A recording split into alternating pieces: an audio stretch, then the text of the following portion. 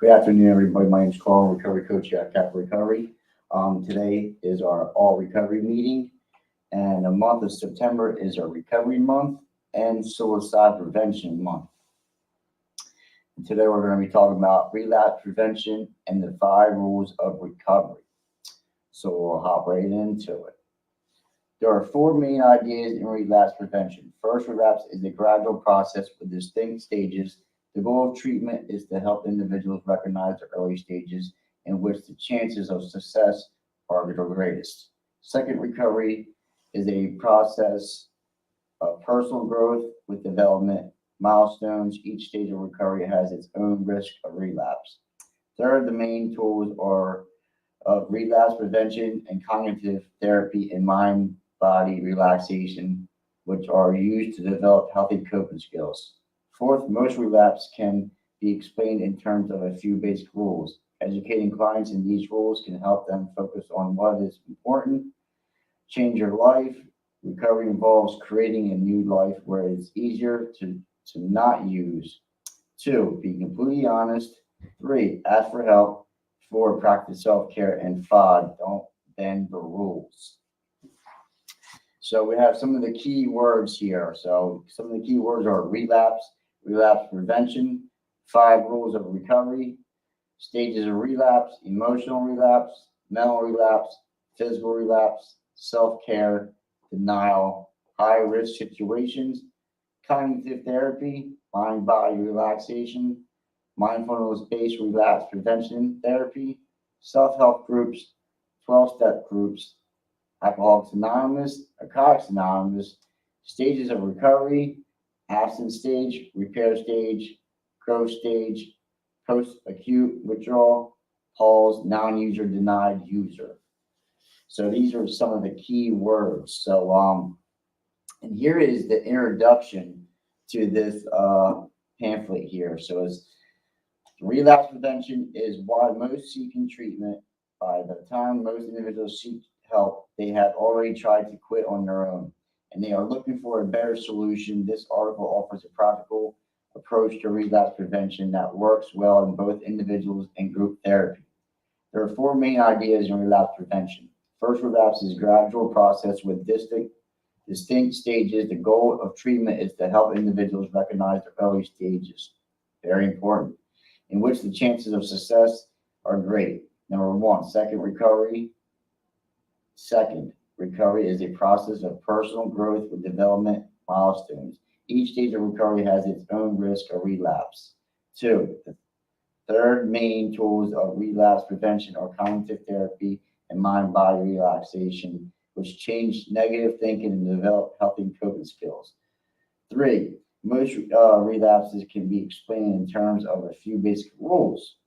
4, educating clients in these few rules can help them focus on what is important.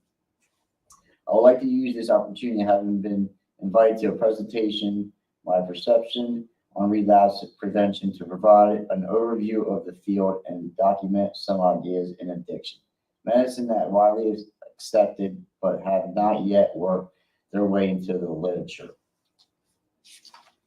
And so I have also included a link to Purdue for public services video on relapse prevention that contains many ideas. This is an article that is freely available to individuals and institutions. And this article is by ncbi.nlm.nih.gov. And that's where the article can be. If you like this article, I like how it says in the introduction that and we inform people when we try to teach people that, when they do relapse and if they did, the next time, hopefully the next time, we can help see the early stages, right? We try to catch it before it gets too deep. We try to warn and see the signs in early recovery or in early and active addiction, so we can stop to further in addiction. So it's always the warning signs, the early warning signs of the disease, which is we can try to stop it while we see it. We'll go to the stages of relapse. The key to relapse prevention is to understand that relapse happens gradually. It begins weeks and sometimes months before an individual picks up a drink or a drug. The goal of treatment is to help individuals recognize the early warning signs of relapse and to develop coping skills to prevent relapse. Early in the process, when the chances of success are greatest, these has been shown to significantly reduce the risk of relapse. Uh, Gorski has broken relapse into 11 phrases. This level of detail is helpful to clinicians, but can sometimes be overwhelming to clients. I have found it helpful to think in the terms of three stages of relapse: emotional, mental, and physical. And that's very true. I agree with that. Um, Relapse can be emotional, mental, and physical. Um, it hits all three then.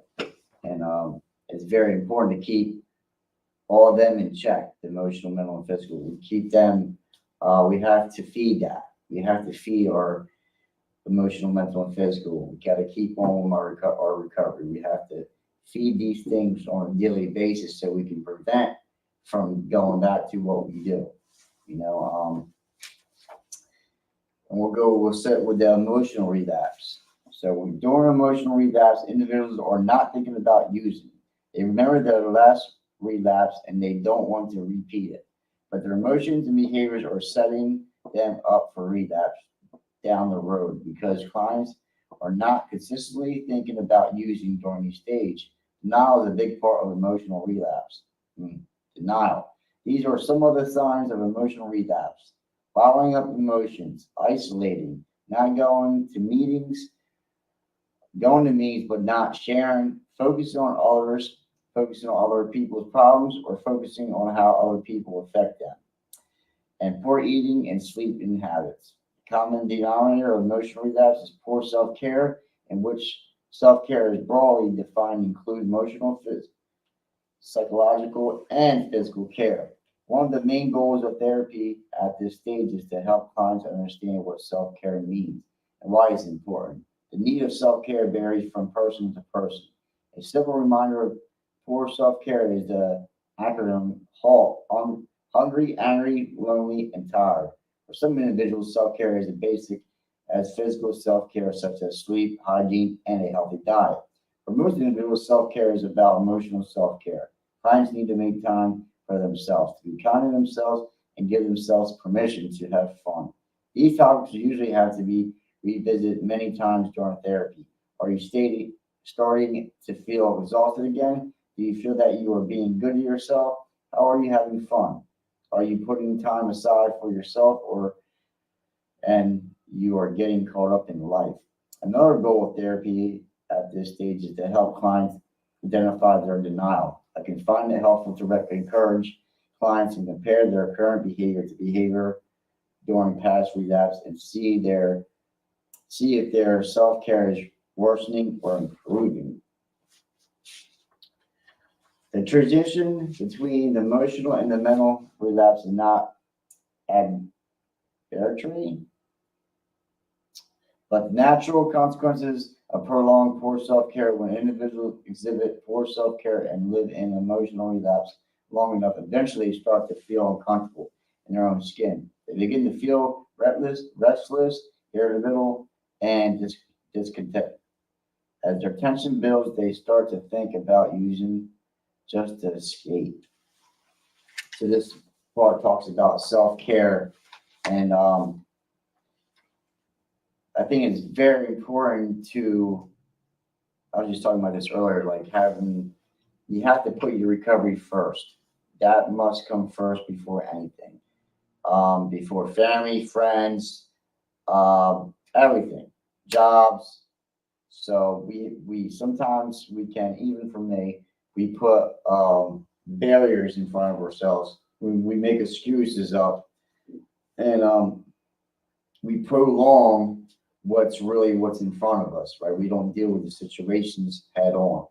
And it talks about if we don't, take care of ourselves, we don't do self care, we don't do things for our recovery each day, or keep up with, daily routines. And being talks about denial and not taking accountability. There's a lot of things that we have to do so don't have to go back to relapse. You know, and it takes time. It takes time, but it takes willingness, right? We have to do these things. I have to do these things on a daily basis, because things do come up. Life does happen. Life's on life terms. The urges can come, cravings can come, thoughts, wherever it is. But I have things set in place, healthy uh, things set in place, and healthy relationships. Like I have my meetings I go to. I go to a 12-step fellowship. I got a sponsor. I have things that I can rely on today, and so I don't have to relapse. I don't have to use. I've learned that. Over the time I've been here. It just takes time. It takes effort. It takes willingness. It takes strength and courage. So let's go on to the next one. Mental relapse. In mental relapse, there is a war going on inside people's minds. Part of them want to use, but part of them doesn't. And the individuals go deeper into mental relapse, their cognitive resistance to relapse diminishes and their need for escape increases. These are some of the signs of mental relapse. Cravings for drugs or alcohol, thinking about people, places, and things associated with past use, minimizing consequences, or part use of glamorizing part use, barging, bargaining, lying, thinking of schemes to better control using, looking for relapse opportunities, planning a relapse. Helping clients avoid high risk situations is an important goal of therapy. Clinical experience has shown that individuals have a hard time identifying their high risk situation and believing that they are high risk sometimes. They think that avoiding high risk situation is a sign of weakness.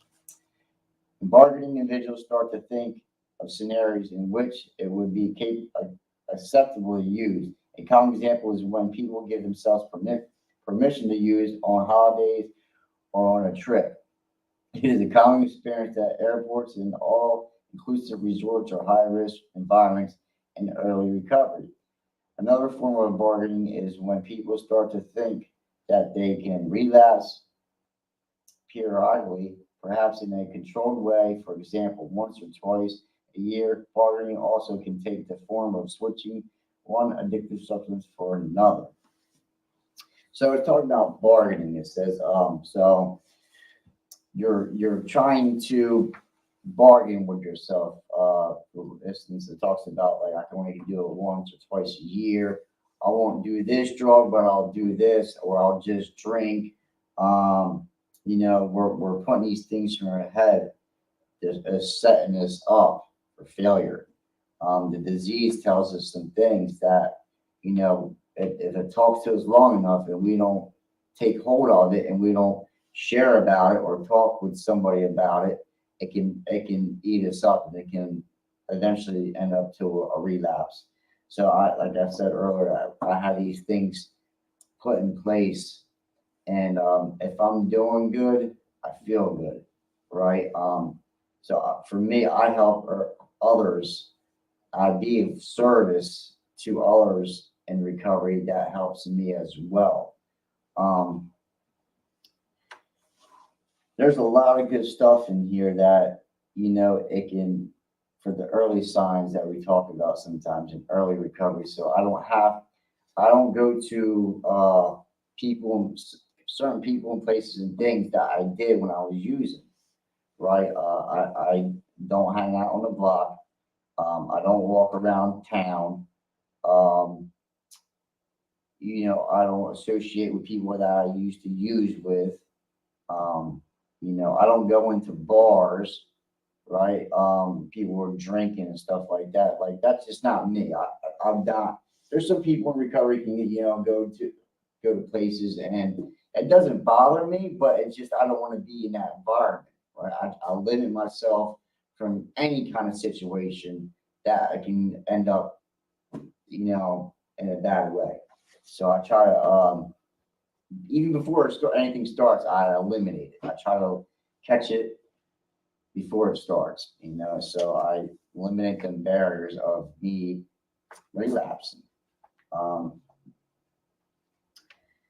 let's see here. Clinical experience has shown that occasionally thoughts of using need to be normalized in therapy. They do not mean the individual will relapse or that they are doing a poor job of recovery. Once a person has experienced addiction, it is impossible to erase the memory, but with good coping skills, a person can learn to let go of the thoughts of using quickly. Clinicians can distinguish mental relapse for occasional thoughts of using by monitoring a client behavior, long warning signs, and when thoughts of using change in character and become more insistence of increase in frequency.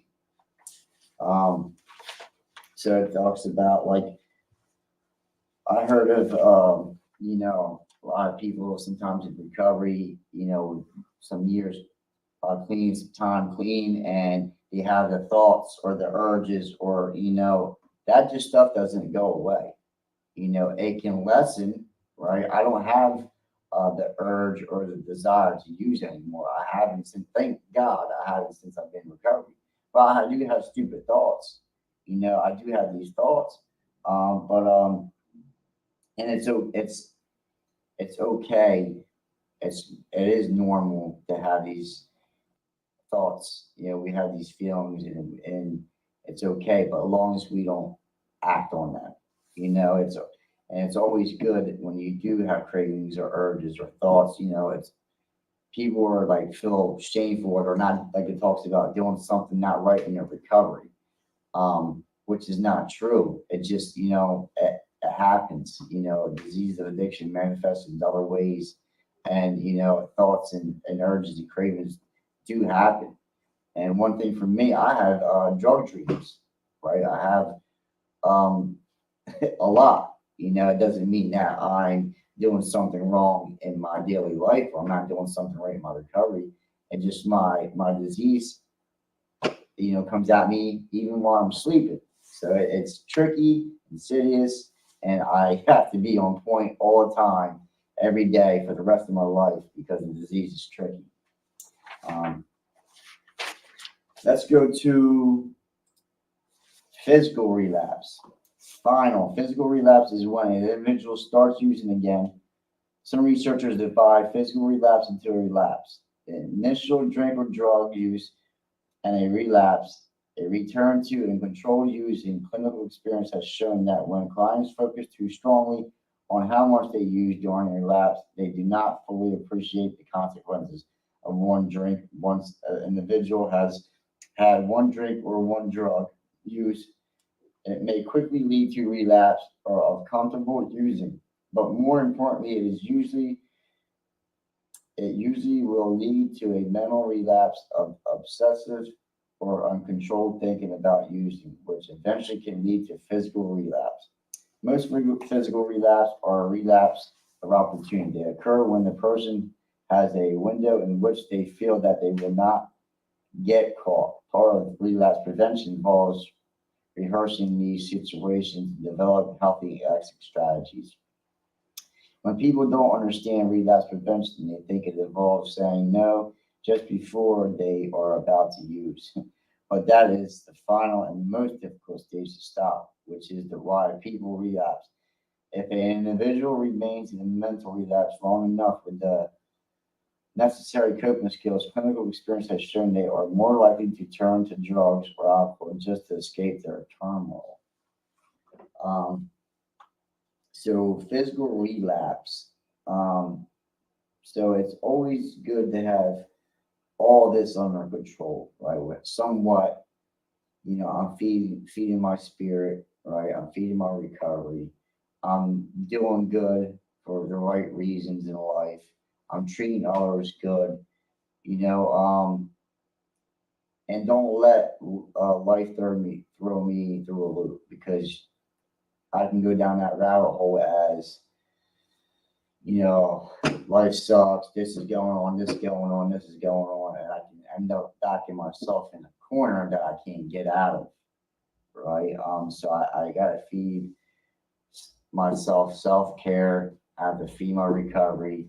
I have to be good to the world around me, to my coworkers, to my sponsor, to my sponsee brothers, and let them know how I feel. I gotta let them in and be honest. I gotta be open and honest. I can't just, always say I'm okay or, when I'm not okay. There's, little things. 'Cause like I said earlier, the disease is sneaky, man. One thing or another. Like I'm not telling only telling the half the truth, or I'm not telling the whole truth. I'm denying my emotions and feelings and little things, and then me in a corner that hope I can't get out of. So I've learned these things in recovery. We're talking about relapse and prevention. So there's looking for these signs that we try to deal with them when they arise. Instead of just putting them off. Because life can get busy. We got family. Life get family. We're in recovery. We're doing this. We're doing that. We're working. And then our purpose gets lost in that. And it can happen to anybody. It can happen to any of us. And it just takes time to find your pathway. All pathways are welcome. Whatever works for you works for you. And I today I tried to learn from others' mistakes than mine. But we're not perfect, and I don't want to be perfect. But it's easier to learn from others. And it feels good not to make my own mistakes. But we're human, and we do make mistakes, but we don't have to stay stuck. We can just say, hey, uh, this failed, or I've need work in this area. Um, it's all a learning process. All learning process. There's no right way or wrong way to do it. So that was a good article on relapse and prevention and the five rules of recovery, and that was our all recovery meeting. Remember, September is our recovery month and suicide prevention month. Until next time, we'll see you later.